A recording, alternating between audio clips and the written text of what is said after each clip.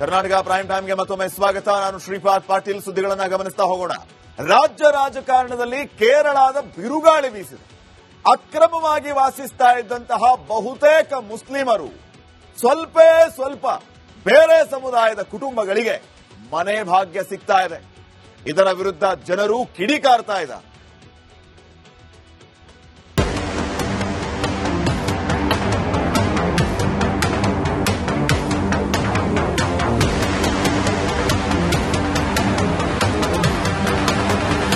ರಾಜ್ಯ ಸರ್ಕಾರ ಮತ್ತೊಂದು ಖನಂದಾರಿ ಕೆಲಸ ಮಾಡೋಕೆ ಹೊರಟಿದೆ. ಎಲ್ಲಿಂದಲೋ ಬಂದು ಬೆಂಗಳೂರಿನಂತಹ ಮಹಾನಗರದಲ್ಲಿ ಅಕ್ರಮವಾಗಿ ಸರ್ಕಾರಿ ಜಾಗ ಕಬ್ಜಾ ಮಾಡಿ ಗುಡಿಸಲು ಹಾಕಿಕೊಂಡಿದ್ದ ಮುಸ್ಲಿಮರಿಗೆ ಸಿಹಿ ಸುದ್ದಿ ಕೊಟ್ಟಿದೆ.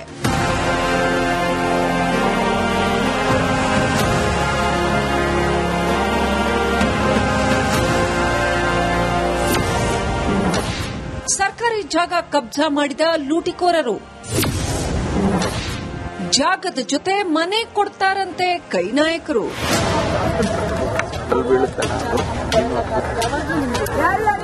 ಸಿದ್ದರಾಮಯ್ಯ ಸರ್ಕಾರದ ಮನ ಮತ್ತೊಮ್ಮೆ ಮುಸ್ಲಿಮರಿಗಾಗಿ ಮಿಡಿದಿದೆ. ಅವರು ಕರ್ನಾಟಕದವರೋ ಪರ ರಾಜ್ಯದವರೋ ಪರ ದೇಶದವರೋ ಗೊತ್ತಿಲ್ಲ. ಆದರೆ ಸರ್ಕಾರ ಮಾತ್ರ ಆ ಅಕ್ರಮ ವಲಸಿಗರಿಗಾಗಿ ಮನೆ ಕಟ್ಟಿಸಿಕೊಡೋಕೆ ಮುಂದಾಗಿದೆ. ಕೋಗಿಲು ಲೇಔಟ್ನಲ್ಲಿ ಮನೆ ಕಳೆದುಕೊಂಡ ಬಹುತೇಕರು ಮುಸ್ಲಿಮರಾಗಿದ್ದು ಅವರಿಗೆ ಸೂರಿನ ಭಾಗ್ಯ ಕರುಣಿಸಲಾಗುತ್ತಿದೆ.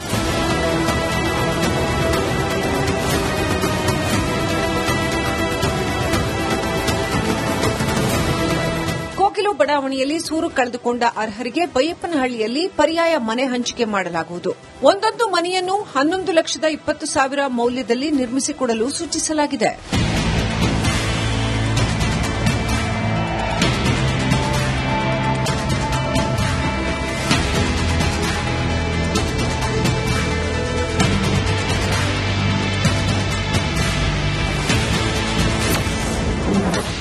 ವೇಣುಗೋಪಾಲ್ ಯಾವುದೇ ಹಸ್ತಕ್ಷೇಪ ಮಾಡಿಲ್ಲ. ಈಗ ಎಲ್ಲಾರ್ದು ಆಧಾರ್ ಕಾರ್ಡ್ ಇದೆ. ಈಗ ಅದಕ್ಕೆ ನಿನ್ನೆ ಮನೆ ಮುಖ್ಯಮಂತ್ರಿಗಳು ಉಪಮುಖ್ಯಮಂತ್ರಿಗಳು ಸೂಚನೆ ಕೊಟ್ಟಿದ್ದಾರೆ. ಡಾಕ್ಯುಮೆಂಟ್ ವೆರಿಫಿಕೇಶನ್ ಮಾಡಿ ಯಾರು ನಮ್ಮ ಕರ್ನಾಟಕದವರಿದ್ದಾರೆ ಅವ್ರು ಮಾತ್ರ ಕೊಡ್ಬೇಕಂತ ತೀರ್ಮಾನ ಮಾಡಿದೀವಿ. ಆಚೆಯವ್ರಿಗೆ ಒಬ್ರಿಗೂ ನಾವು ಕೊಡಲ್ಲ. ಸರ್, ವೇಣುಗೋಪಾಲ್ ಅವ್ರಿಗೆ ಬಂದಿದ್ದ ಕೂಡಲೇ ಸರ್ಕಾರದವ್ರು ನೀತಿನೇ ಬದಲಾಯಿಸ್ತಿದ್ದಾರೆ ಅಂತ ಬಿಜೆಪಿ ಇಲ್ರಿ. ವೇಣುಗೋಪಾಲ್ ಏನು ಇನ್ವಾಲ್ವ್ಮೆಂಟ್ ಇದೆ? ವೇಣುಗೋಪಾಲ್ ಈ ತರ ಬಂದಿದೆ ಟಿವಿಯಲ್ಲಿ ನೋಡಿ ಅಂತ ಹೇಳಿದ್ದಾರೆ. ಫಟಾಫಟ್ ಕೆಲಸ ಮಾಡ್ತಿದ್ದಾರೆ ಸಚಿವ ಜಮೀರ್.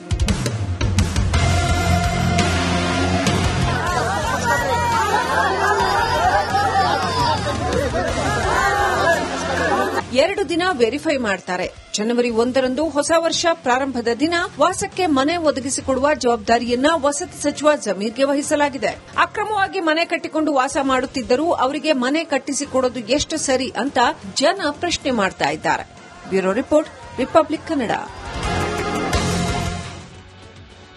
ಈ ಮೂಲಕ ಕಾಂಗ್ರೆಸ್ ಕೆಟ್ಟ ಸಂಪ್ರದಾಯಕ್ಕೆ ನಾಂದಿ ಹಾಡ್ತಾ ಇದೆ ಅನ್ನೋದ್ರಲ್ಲಿ ಯಾವುದೇ ರೀತಿಯ ಸಂಶಯ ಬೇಡ. ಕಾಂಗ್ರೆಸ್ ಸರ್ಕಾರ ನಡೆದುಕೊಳ್ಳುವಂತಹ ರೀತಿಯೇ ಒಂದು ರೀತಿ ಆಕ್ಷೇಪಕ್ಕೆ ಕಾರಣ ಆಗ್ತಾ ಇದೆ. ಮನೆ ಇಲ್ಲದವರಿಗೆ ಮನೆ ಕೊಡಿ, ಅದರಲ್ಲಿ ನಮ್ಮದು ಯಾವುದೇ ರೀತಿಯ ತಕರಾರು ಇಲ್ಲ. ಆದರೆ ಕೋಗಿಲು ಲೇಔಟ್ ಒತ್ತುವರಿ ತೆರವು ವಿಚಾರದಲ್ಲಿ ಕೆಟ್ಟ ಸಂಪ್ರದಾಯಕ್ಕೆ ನಾಂದಿ ಹಾಡ್ತಾ ಇದೆ ಇದೇ ಕಾಂಗ್ರೆಸ್. ರಾಜ್ಯ ಸರ್ಕಾರಿ ಜಮೀನು ಒತ್ತುವರಿ ಮಾಡಿದ್ದೇ ಮೊದಲು ಕಾನೂನು ಬಾಹಿರ. ಅಲ್ಲಿ ಯಾರ ಅನುಮತಿಯನ್ನ ಕೇಳಿಕೊಂಡು ಇವರು ಮನೆಗಳನ್ನ ಕಟ್ಕೊಂಡ್ರು, ಅಲ್ಲಿ ವಾಸ ಇದ್ರು, ಇವೆಲ್ಲವನ್ನೂ ಕೂಡ ಸರ್ಕಾರ ಗಮನಿಸಿತು. ಸರ್ಕಾರ ದಾಖಲೆಗಳನ್ನ ತೆಗೆಯಿತು. ಆ ದಾಖಲೆಗಳ ಪ್ರಕಾರವಾಗಿ ಇವರೆಲ್ಲ ಅಕ್ರಮ ನಿವಾಸಿಗಳು ಅಂತ ಒತ್ತುವರಿಯನ್ನ ತೆರವು ಮಾಡುವ ಕೆಲಸಕ್ಕೆ ಸರ್ಕಾರ ಮುಂದಾಯಿತು. ಅಕ್ರಮವಾಗಿ ಶೆಡ್ ಹಾಕಿಕೊಂಡವರಿಗೆ ಈಗ ಸಕ್ರಮವಾಗಿ ಮನೆ ಮಾಡಿಕೊಡ್ತಾ ಇದೆ ಸರ್ಕಾರ. ಅಲ್ಲಿ ಇದ್ದವರು ಕಾನೂನು ರೀತ್ಯ 100 ವರ್ಷಗಳಿಂದ ಇದ್ದವರಲ್ಲ. ಅಲ್ಲಿ ಇದ್ದಂತಹ ಜಾಗ ಅವರ ಪಿತ್ರಾರ್ಜಿತ ಆಸ್ತಿ ಅಲ್ಲ. ಅಕ್ರಮವಾಗಿ ಶೆಡ್ಗಳನ್ನ ಮಾಡಿಕೊಂಡು ರಾತ್ರೋರಾತ್ರಿ ಆ ರೀತಿ ಅಕ್ರಮವಾಗಿ ಶೆಡ್ ಹಾಕೊಂಡವ್ರಿಗೆ ಈಗ ಸಕ್ರಮವಾಗಿ ಮನೆಯನ್ನ ಕೊಡ್ತಾ ಇರೋದು ಯಾವ ನ್ಯಾಯ? ಕಾನೂನು ಬಾಹಿರವಾಗಿದ್ರು ಅಂತ ಅವರನ್ನ ಅಲ್ಲಿಂದ ಮನೆ ಖಾಲಿ ಮಾಡಿಸಿದವ್ರು ನೀವೇ. ಈಗ ಅವರನ್ನ ಕರ್ಕೊಂಡು ಬಂದು ಬೇರೆ ಸಕ್ರಮ ಮನೆಗಳಲ್ಲಿ ಕೂರಿಸ್ತಾ ಇದ್ದೀರಲ್ಲ.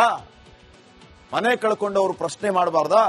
ಸುಮಾರು ವರ್ಷಗಳಿಂದ ಇನ್ನೂ ಮನೆಗಳೇ ಇಲ್ಲ, ಜಾಗ ಇಲ್ಲ ಅಂತವ್ರಿಗೆ ನೀವೇನ್ ಮಾಡ್ತೀರಿ? ಹಾಗಿದ್ರೆ ಬೈಯಪ್ಪನಹಳ್ಳಿಯಲ್ಲಿ ಮನೆ ಹಂಚೋದಕ್ಕೆ ಸರ್ಕಾರ ಈಗ ಮುಂದಾಗಿದೆ. ಆದ್ರೆ ಕೋಗಿಲು ಪ್ರಕರಣದಲ್ಲಿ ಮಾತ್ರ ಸೂಪರ್ ಫಾಸ್ಟ್ ಕೆಲಸ. ಯಾರೋ ಹೇಳಿದ್ರು ಅವ್ರ ಸೂಚನೆಯಂತೆ ಮೀಟಿಂಗ್ ಮಾಡ್ತಾರೆ, ಸಂಜೆವರೆಗೂ ಅದನ್ನ ಡಿಕ್ಲೇರ್ ಮಾಡ್ತಾರೆ. ಇನ್ನು ಒಂದು 2 ದಿನದಲ್ಲಿ ಅವ್ರ ಮನೆಗಳು ಸಿಗುತ್ತೆ. ವೀಕ್ಷಕರೇ, 2 ದಿನದಲ್ಲಿ ಮನೆಗಳು ಸಿಗುತ್ತೆ. 2 ವರ್ಷ ಅಲ್ಲ, 20 ವರ್ಷದಿಂದ ಹೊಡೆದಾಟ, 20 ತಿಂಗಳಿಂದ ಹೊಡೆದಾಟ. ಮನೆ ಕುಡಿ ಅಂತ ಎಡತಾಗ್ತಾ ಇದ್ದಾರೆ. ಆದ್ರೆ ಅಂತವ್ರಿಗೆಲ್ಲ ಮನೆ ಕೊಡ್ತಾ ಇದ್ದೀರಾ? ಇಲ್ಲ. ಯಾಕೆ ಈ ರೀತಿಯ ತಾರತಮ್ಯ ಅನ್ನುವಂತಹ ಪ್ರಶ್ನೆಯನ್ನ ಈಗ ಮಾಡಲಾಗ್ತಾ ಇದೆ. ನೋಡಿ, ಬಹಳ ಸರಳವಾಗಿದೆ. ಆ ವಿಚಾರದಲ್ಲಿ ಸರ್ಕಾರ ಇಷ್ಟೊಂದು ಫಾಸ್ಟ್ ಆಗಿ ಕೆಲಸ ಮಾಡ್ತಾ ಇದೆ. ಎಷ್ಟು ಜನ ಅತಿವೃಷ್ಟಿಯಿಂದ ಮನೆ ಕಳ್ಕೊಂಡಿಲ್ಲ, ಎಷ್ಟು ಜನ ಭೂಕುಸಿತಾಗಿ ಬೀದಿಗೆ ಬಂದಿಲ್ಲ, ಅಂತವ್ರಿಗೆ ಯಾಕೆ ಮನೆ ಕೊಡ್ತಾ ಇಲ್ಲ ಸರ್ಕಾರ?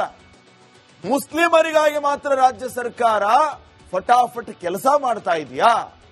ಹಿಂಗ್ಯಾಕೆ? 3 ದಿನದ ಹಿಂದೆ ಡಿಸಿಎಂಗೆ ಕೆಸಿ ವೇಣುಗೋಪಾಲ್ ಕರೆ ಮಾಡ್ತಾರೆ. ಕೇವಲ 24 ಗಂಟೆಗಳ ಒಳಗೆ ಸಿದ್ದರಾಮಯ್ಯ ಮಹತ್ವದ ಸಭೆಯನ್ನ ಕರೀತಾರೆ.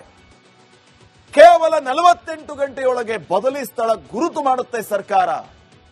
ಕೇವಲ 48 ಗಂಟೆಯೊಳಗೆ ಬದಲಿ ಸ್ಥಳದ ಸಮೀಕ್ಷೆಯೂ ಕೂಡ ಪೂರ್ಣ ಆಗುತ್ತೆ.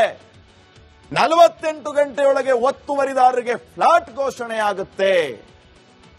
ಸುಮಾರು 11,20,000 ರೂಪಾಯಿ ಬೆಲೆ ಬಾಳುವ ಫ್ಲಾಟ್ಗಳನ್ನ ಅವರಿಗೆ ಪ್ರಕಟ ಮಾಡ್ತಾರೆ, ಅನೌನ್ಸ್ ಮಾಡ್ತಾರೆ. ಏಕಾಏಕಿ ಬುಲೆಟ್ ಸ್ಪೀಡ್ಗೆ ಬಂದಿದೆ ಸಿದ್ದರಾಮಯ್ಯ ಸರ್ಕಾರ ಇವರ ಪ್ರಕರಣದಲ್ಲಿ, ಈ ವಿಚಾರದಲ್ಲಿ ಮಾತ್ರ. ಈ ಸ್ಪೀಡ್ಗೆ ಹೈಕಮಾಂಡ್ ಹಸ್ತಕ್ಷೇಪವೇ ಕಾರಣ ಆಯ್ತಾ? ಕೇರಳ ಚುನಾವಣೆ ಕಾರಣಕ್ಕೆ ಸರ್ಕಾರದ ವೇಗ ಹೆಚ್ಚಾಯ್ತಾ? ಅತಿಯಾದ ಓಲೈಕೆ, ತುಷ್ಟೀಕರಣ, ಯಾರೋ ಬಂದು ಹೇಳಿದ್ರು ಅಂತ ಹೇಳಿ ನೀವು ಅವರಿಗೆ ಮನೆಗಳನ್ನ ಕೊಡ್ತಾ ಇದ್ದೀರಿ. ನಾನು ಹೇಳಿದ್ನಲ್ಲ, ಕಾನೂನು ರೀತಿಯ ಇದ್ದವರಲ್ಲ ಅವರು. 100 ವರ್ಷಗಳಿಂದ ಅವರ ಪಿತ್ರಾರ್ಜಿತ ಆಸ್ತಿಯಲ್ಲಿ ಇದ್ದವರಲ್ಲ. ಬಾಗಲಕೋಟೆ, ಬಿಜಾಪುರ ಆ ಸೈಡೆಲ್ಲ ನದಿಯಲ್ಲಿ ಊರುಗಳೇ ಮುಳುಗೋಗಿ ಮನೆ ಕೊಡೋದಕ್ಕೆ ಎಷ್ಟು ವರ್ಷ ಬೇಕಾಯ್ತು. ಈಗಲೂ ಕೂಡ ವಿಧಾನಸೌಧಕ್ಕೆ ಓಡಾಡ್ತಾರವರು, ದಯಮಾಡಿ ನಮಗೆ ಪರಿಹಾರ ದುಡ್ಡು ಕೊಡಿ, ನಮಗೆ ಮನೆ ಕಟ್ಕೊಡಿ ಅಂತ. ಅವ್ರು ಯಾರು ನಿಮ್ಮ ಕಣ್ಣಿಗೆ ಕಾಣಿಸ್ತಾ ಇಲ್ವಾ? ಬೆಳಗಾವಿಯಲ್ಲಿ ಮಳೆ ಹೆಚ್ಚಾಗಿ ಮನೆಗಳೆಲ್ಲವೂ ಕೂಡ ನೆಲಸಮ ಆದವು. ಅವ್ರಿಗೆ ಮನೆ ಕಟ್ಕೊಟ್ಟಿದ್ದೀರಾ ಇದೇ ಸ್ಪೀಡಲ್ಲಿ? 2 ದಿನ ಬೇಡ, 2 ವರ್ಷ ತಗೊಳ್ಳಿ, ಕಟ್ಕೊಟ್ರ? ಹೋದ ವರ್ಷ ಅಲ್ಲಿ ಏನ್ ಸಮಸ್ಯೆ ಆಯ್ತು? ಇದನ್ನೆಲ್ಲ ಸರ್ಕಾರ ಯಾಕೆ ಗಮನಿಸಬಾರದು? ಯಾಕೆ ಈ ತಾರತಮ್ಯ? ಇನ್ನ ನೆಕ್ಸ್ಟ್, ಬೆಳಗಾವಿಯಲ್ಲಿ ಮಳೆ ಹೆಚ್ಚಾಗಿ ಮನೆಗಳೆಲ್ಲವೂ ಕೂಡ ನೆಲಸಮ ಆದವು. ಅವ್ರಿಗೆ ಮನೆ ಕಟ್ಕೊಟ್ಟಿದ್ದೀರಾ ಇದೇ ಸ್ಪೀಡಲ್ಲಿ? 2 ದಿನ ಬೇಡ, 2 ವರ್ಷ ತಗೊಳ್ಳಿ, ಕಟ್ಕೊಟ್ರ? ಹೋದ ವರ್ಷ ಅಲ್ಲಿ ಏನ್ ಸಮಸ್ಯೆ ಆಯ್ತು? ಇದನ್ನೆಲ್ಲ ಸರ್ಕಾರ ಯಾಕೆ ಗಮನಿಸಬಾರದು? ಯಾಕೆ ಈ ತಾರತಮ್ಯ? ಇನ್ನ ನೆಕ್ಸ್ಟ್,